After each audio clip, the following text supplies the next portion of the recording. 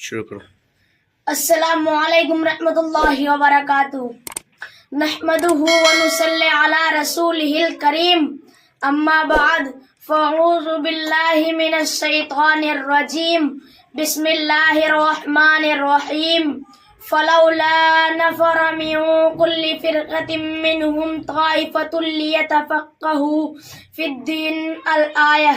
وقال النبي صلى الله عليه وسلم ان العلماء ورثة الانبیاء. اس بزم جنو کے دیوانے ہر راہ سے پہنچے یزداں تک. اس بزم جنو کے دیوانے ہر راہ سے پہنچے یزداں تک. ہے عام ہمارے افسانے دیوار چمن سے زندہ تک. سامعین بزم، محترم اساتذہ کرام، بغا نشی ماں اور بہنیں، السلام علیکم رحمۃ اللہ وبرکاتہ. آج کے اس مختصر سے وقت میں مجھ جیسے عقیر اور ناچیز کو جس موضوع پر لب کشائی کرنے کی جسارت ملی ہے وہ ہے آزاد ہند میں علماء دیوبند کا کردار. سامعین کرام، جب میں تاریخ کا مطالعہ کرتا ہوں تو مجھے ہر جگہ، ہر ورق، ہر صفحہ پر علماء دیوبند کے کارنامے ہی نظر آتے ہیں اور عقل و خرد حیران رہ جاتی ہے کہ علماء دیوبند کے علمی ذخائر کو اجاگر کروں یا ان کے صوفیانہ رودات کی جھلک پیش کروں یا ان کے مجاہدانہ کارناموں کا تذکرہ کروں، جنہوں نے ہر دور میں غم و اندوہ کے پہاڑ سہ کر بحر عشق و وفا کو عبور کیا ہے. افغانستان سے لے کر ہندوستان تک، شاملی کے میدان سے لے کر بالا کوٹ تک، زندان مالٹا سے لے کر کشمیر کے بلند والا چیونٹیوں تک، جنہوں نے افائے عہد کی ایک مثال قائم کر کے بابانگ دہلی اعلان کیا ہے. راہ وفا میں ہر سو کاٹے دھوپ زیادہ سائے کم. راہ وفا میں ہر سو کاٹے دھوپ زیادہ سائے کم، اور اس راہ پر چلنے والے خوش ہوئے پچھتائے کم.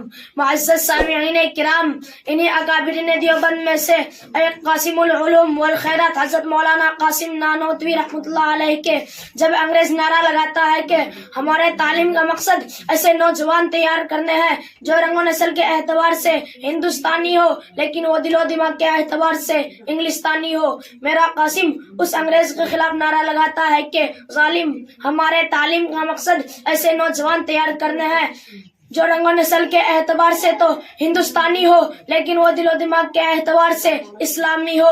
سامعین بزم، انہی اکابرین دیوبند میں سے ایک شیخ العرب والاعظم حسین احمد مدنی رحمۃ اللہ علیہ کے جب 1924 عیسوی میں انگریز جج کے سامنے انگریز حکومت کا باغی قرار دے کر عدالت کے کٹہرے میں لایا گیا تو انگریز جج نے کہا، مولوی حسین احمد، آپ نے انگریز فوج میں بھرتی ہونے کو حرام قرار دیا ہے. تو جواب میں وہ جملہ ارشاد فرمایا جو تاریخ کبھی فراموش نہیں کر سکتی، جو تاریخ کبھی بھول نہیں سکتی، کہ فرمایا فتویٰ دیا ہے، دیتا ہوں اور دیتا رہوں گا. تو جج نے کہا کہ اس کی سزا معلوم ہے؟ تو فرمایا تم ہی بتا دو. تو جج نے کہا کہ پھانسی. تو دیوبند کے اس بہادر نے کہا، پیغمبر کے سچے وارث نے کہا کہ خدا کی قسم میں تو دیوبند سے اپنے ساتھی کفن کا کپڑا لے کر آیا ہوں، اور کفن نکال کر جج کے سامنے پھینک دیا.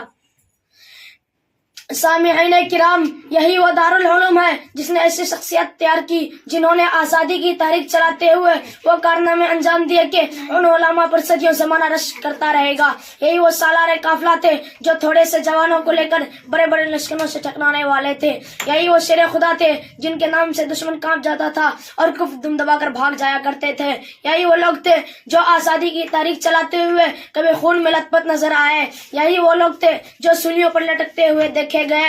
یہی وہ لوگ تھے جو بوریوں میں بند ہو کر گولیوں کا نشانہ بنتے ہوئے نظر آئے. ہاں، یہی وہ لوگ تھے جو اپنے جسم کے سینکڑوں ٹکڑے کرواتے ہوئے دکھائی دیے گئے. تو